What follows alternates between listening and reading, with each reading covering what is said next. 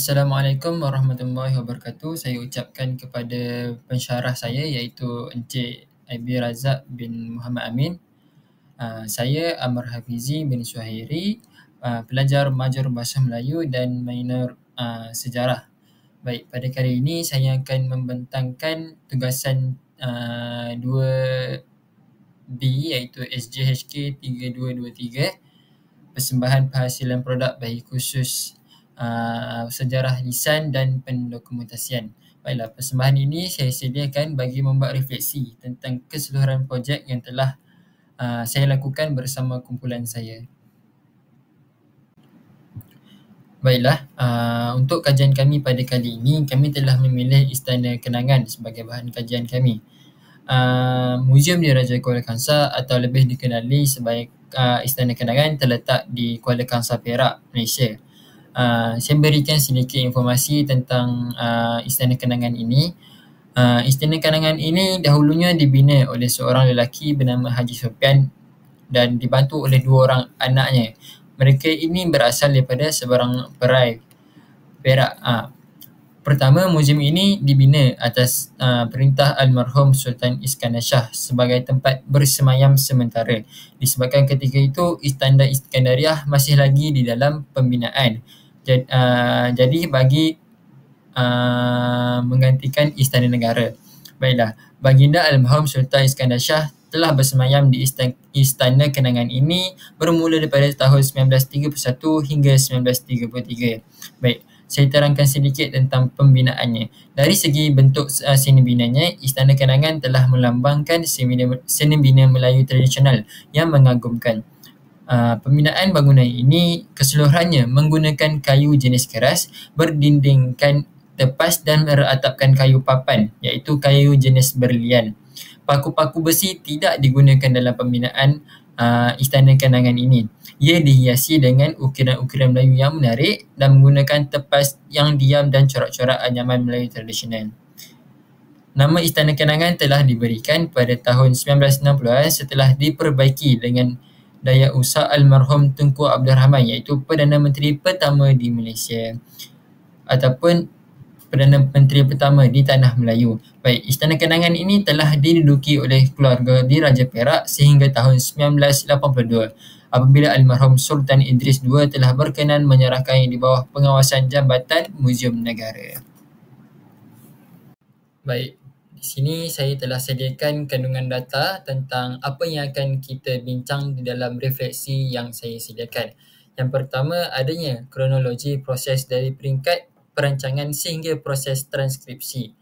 Yang kedua, saya sediakan halangan dan cabaran yang dihadapi ketika melaksanakan projek. Yang ketiga, kandungan ringkas transkripsi di samping transkripsi asal. Yang keempat, kekuatan kelemahan projek yang dijalankan. Yang terakhir, saya cadangkan penambahbaikan sama ada dari segi tema, proses pelaksanaan projek serta infrastruktur yang digunakan untuk melaksanakan projek. Baik, kita pergi yang pertama. Baiklah, pertama, kronologi proses. Dalam kronologi proses yang saya sediakan 3 fasa. Fasa 1, fasa 2, fasa 3. Baiklah, bagi fasa 1 iaitu perbincangan dan pra-perbincangan iaitu persediaan sebelum kami memulakan projek kajian Istana Kenangan. Baiklah, apa yang kami buat sebelum kami mulakan kajian Istana Kenangan? Pertama, kami pilih tajuk dan objektif iaitu kami tetapkan skop kajian kami. Yang kedua, tinjauan literatur. Apa itu tinjauan literatur? Iaitu membaca buku, artikel, jurnal atau tesis terdahulu tentang Istana Kenangan untuk memahami latar belakang sejarah dan seni bina supaya soalan yang diberi kepada orang sumber adalah berkualiti. Yang ketiga, penyediaan protokol temu bual iaitu membina senarai soalan yang berfokus kepada objektif kajian.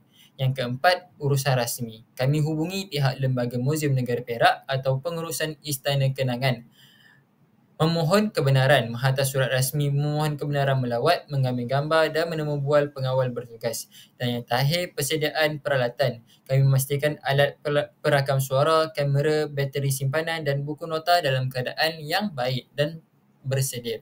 Baik, dalam fasa 1 ini, pertama apa yang kami buat, kami berbincang dahulu tentang apa yang kami kaji. Kami sediakan senarai pemilihan kajian dan kami telah pilih Istana Kenangan sebagai bahan kajian. Okey, baik. Seterusnya, kami telah melangkah untuk pergi ke Arkib Negara untuk kami mencari bahan-bahan sumber tentang Istana Negara untuk kami buat persediaan awal sebelum memulakan kajian. Baik, bagi penyediaan protokol temu bual, kami telah membina senarai soalan yang berfokus kepada objektif kajian kami.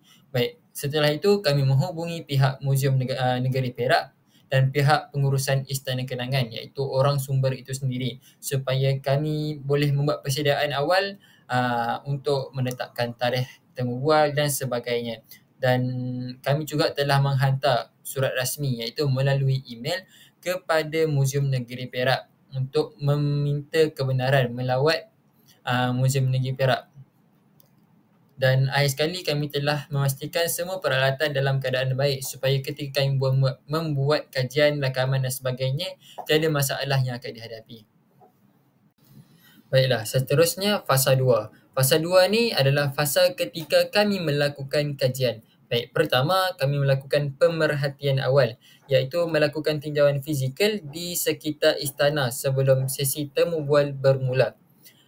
Kedua, sesi sesuai kenal, beramah mesra dengan informan sebelum memulakan rakaman untuk mewujudkan suasana yang selesa. Dan ketiga, rakaman temu bual meminta izin untuk merakam suara dan menjalankan temu bual berdasarkan soalan yang disediakan. Yang keempat, dokumentasi visual, iaitu mengambil gambar atau video artifak, sudut bangunan, suasana persekitaran sebagai bahan sokongan. Dan akhir sekali, nota lapangan, iaitu mencatat isi-isi penting, tarikh, masa dan keadaan persekitaran dalam buku nota. Baiklah, bagi fasa 2 ini, kami telah melakukan beberapa tinjauan secara fizikal di sekitar Istana Kenangan. Bagi sesi suara kenal, kami telah memulakan hubungan awal dengan orang sumber ataupun orang yang berada di Istana Negara, iaitu orang yang kami temu bual itu, untuk kami mewujudkan suasana yang agak selesa ketika kami bertemu bual. Ketika rakaman temu bual, kami juga telah meminta izin untuk merakam suara dan menjalankan temu bual dengan berasaskan soalan-soalan yang kami sediakan. Untuk fasa 3 pula, iaitu fasa yang terakhir, fasa pemprosesan data dan transkripsi. Baik, bagi fasa ini terdapat 5 perkara, iaitu pertama, pengurusan fail.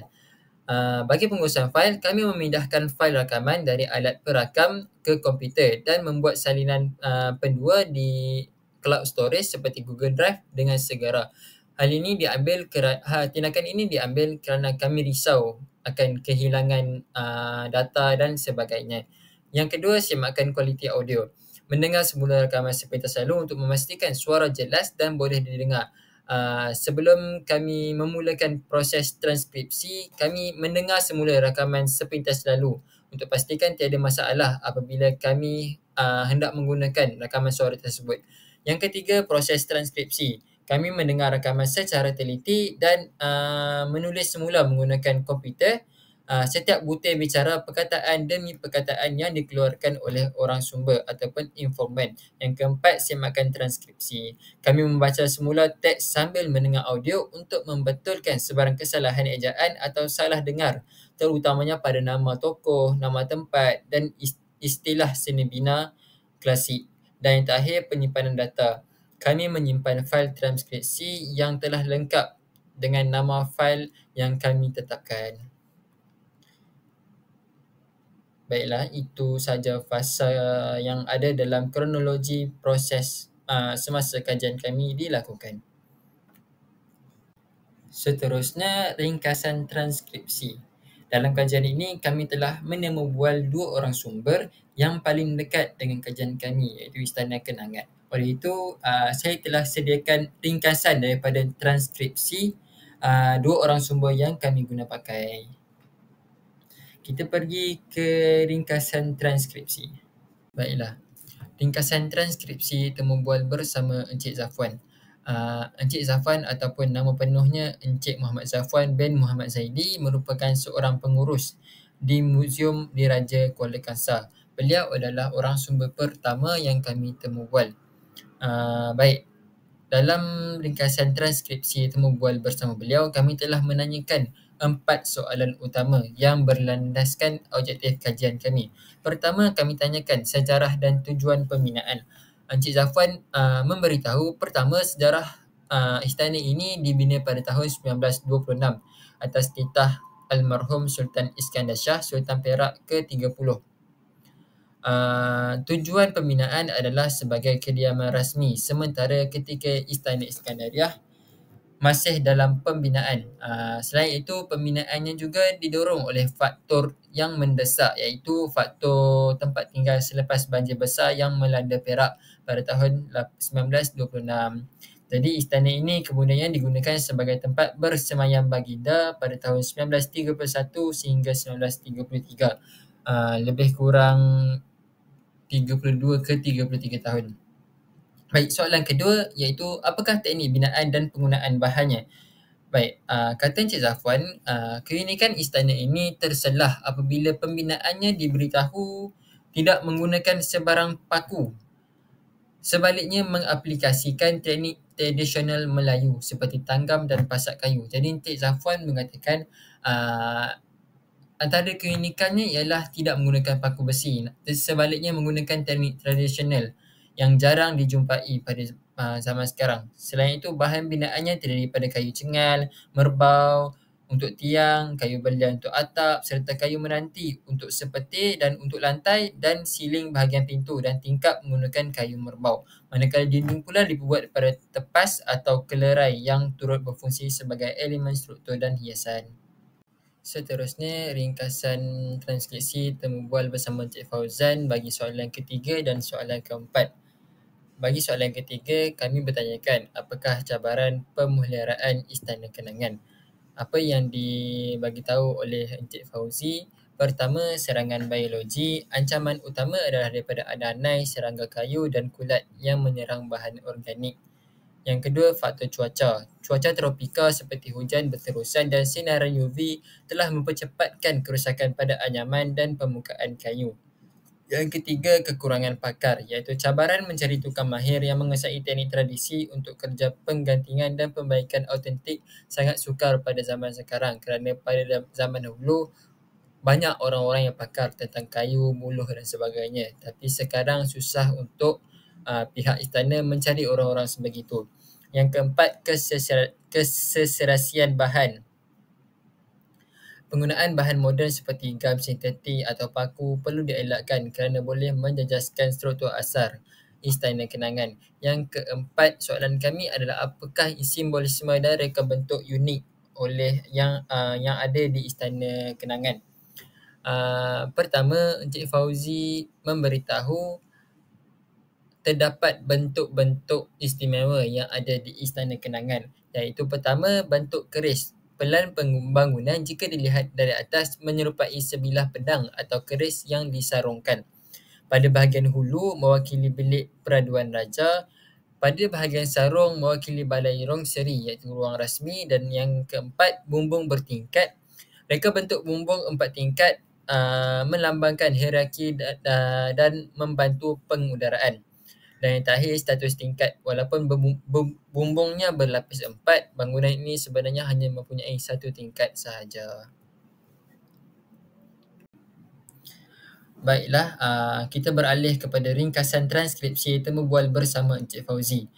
Siapa Encik Fauzi ni? Encik Fauzi ni merupakan orang kedua yang kami temu bual, iaitu orang sumber kedua bagi kami mengumpul maklumat tentang Istana Kenangan. Beliau merupakan seorang pengurus di Kompleks Sejarah Pasir Salak, Perak, dan beliau merupakan sahabat kepada orang sumber pertama yang kami ada, iaitu Encik Zafwan. Baik, di dalam temu bual bersama Encik Fauzi, kami telah sediakan 4 soalan utama yang kami tanyakan kepada Encik Fauzi, iaitu yang pertama, terminologi dan latar belakang pembinaan. Baik, kata Encik Fauzi, Istana Kenangan dikenali juga sebagai Istana Hinggap Encik Fauzi menegaskan penggunaan istilah Istana Hinggap adalah lebih tepat berbanding kediaman sementara dalam konteks bahasa istana. Tujuan pembinaan istana ini dibina untuk memberi laluan kepada pembinaan Istana Iskandariah di atas tapak asal Istana Negara. Tempohnya adalah Sultan bersemayam di istana ini sementara menunggu Istana Iskandariah siap, iaitu pada 1926 sehingga 1931 ataupun penghujung 1930-an. Dan mitos kejadian banjir, kata Encik Fauzi, pembinaan ini tiada kaitan dengan peristiwa banjir besar 1926 dan anggapan tersebut dianggap tidak tepat. Seterusnya, teknik binaan dan material. Pertama, penggunaan paku. Walaupun terkenal dengan teknik pasak dan tanggam, terdapat bahagian tertentu yang menggunakan paku besi. Teknik tersembunyi, tukang Melayu dahulu bijak menyembunyikan paku dengan menebuk lubang, memaku dan kemudian menutup kembali dengan kayu supaya tidak nampak dan tidak berkarat. Jadi disebabkan itu Istana Kenangan dikenali dengan keunikannya yang tiada paku. Disebabkan kata Encik Fauzi, orang terdahulu bijak menyembunyikan paku yang diletakkan. Dan akhir sekali, jenis kayu. Tiang utama menggunakan kayu betis, iaitu jenis kayu keras, manakala papan lantai dan siling menggunakan kayu meranti seperti meranti tembaga. Soalan ketiga bersama Encik Fauzi iaitu cabaran pemeliharaan. Bagi cabaran pemeliharaan, kekurangan tukang mahir, iaitu sukar mendapatkan tukang anyaman tepas yang mahir membuat motif kelerai dan dinding tepas mengikut cita rasa tradisi Melayu. Kualiti bahan mentah, iaitu proses pengawetan buluh zaman dahulu, iaitu rendam dan jemur di tempat redup, sukar ditiru pada zaman sekarang kerana kontraktor moden mengejar masa menyebabkan buluh cepat rosak. Dan akhir sekali, isu cat moden, iaitu penggunaan cat moden menutup liang pada bahan buluh ataupun kayu, menghalangnya daripada bernafas yang akhirnya memerangkap kelembapan dan menyebabkan reput. Dan yang keempat, simbolisme dan reka bentuk. Baik, simbolisme dan reka bentuk Istana Kenangan iaitu pertama, berbentuk pedang. Kata Encik Fauzi, pelan istana jika dilihat dari udara menyerupai sebilah pedang bersarung, bukannya keris bersarung. Yang kedua, simbolisme bumbung, iaitu elemen tunjuk langit pada bumbung dikaitkan dengan konsep syahadah, iaitu mengesahkan Tuhan. Yang ketiga, peringatan mati. Dari pandangan sisi Istana Kenangan, bentuk perabung bumbung kelihatan seperti batu nisan yang membawa simbolik kepada kematian. Yang terakhir, ketiadaan teori akademik. Setakat ini belum ada kajian akademik yang menyeluruh mengenai makna tersirat ataupun spesifik tentang simbolisme dan reka bentuk Istana Kenangan. Baiklah, seterusnya kita masuk kepada kekuatan dan kelemahan semasa menjalankan projek. Untuk kekuatan, saya pilih satu kekuatan yang paling dominan yang boleh dilihat dalam proses menjalankan projek, dan kelemahan juga saya pilih satu kelemahan yang paling ketara yang saya lihat. Baik, bagi kekuatan, saya lihat kerjasama yang diberikan oleh ahli kumpulan saya sangat baik. Ahli kumpulan saya telah memberikan komitmen dalam menjalankan tugas masing-masing. Kerjasama yang mantap memudahkan proses merancang dan melaksanakan temu bual. Contohnya, ahli kumpulan saya sangat menempati masa sewaktu temu bual bersama orang sumber. Ahli kumpulan saya juga tidak menjadi orang yang tidak menjalankan peranan ataupun free rider dan menjalankan tugas masing-masing ketika diberikan arahan. Baiklah, kedua, kelemahan. Apa yang saya lihat, kelemahan ataupun cabaran yang kami hadapi ketika kami menjalankan projek iaitu kesesuaian masa orang sumber.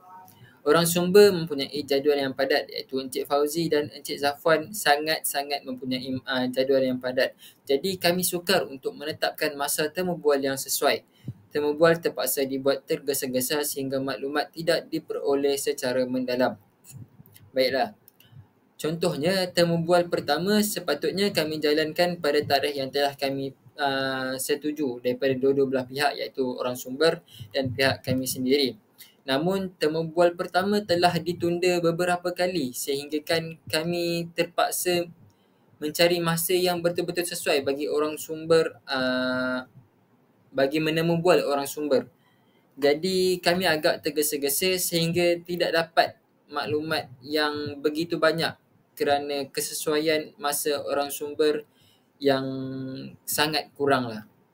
Jadi itu menyebabkan kami terpaksa menunda temubual kami berkali-kali sehingga kami kesentukan masa untuk mendapatkan maklumat.